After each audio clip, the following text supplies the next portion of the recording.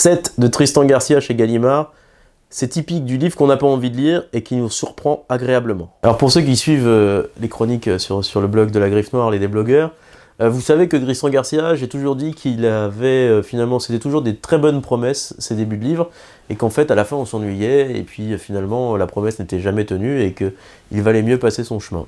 Je pensais exactement pareil de 7, qui est paru au mois de juin dernier, qui a eu le prix du livre inter, et je me suis dit, voilà, ça va être encore pareil.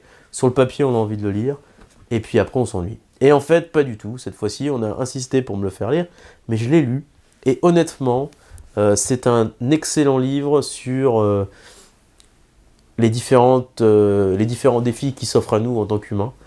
C'est 7 petites histoires. Au départ, on a l'impression que ces histoires ne sont pas liées les unes entre elles.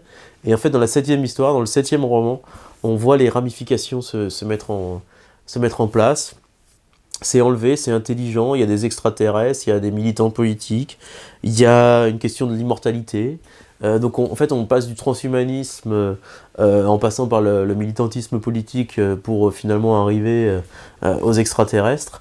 Bref, c'est vraiment un moment très très dense de lecture et très intelligent. Cette fois-ci, il a réussi à concentrer ses idées et à les mettre dans un livre pour que finalement on comprenne sa théorie et sa vision du monde. C'est un très bon livre de détente et en même temps de réflexion. Un très bon roman, vraiment allez-y, 7 de Tristan Garcia chez Gallimard.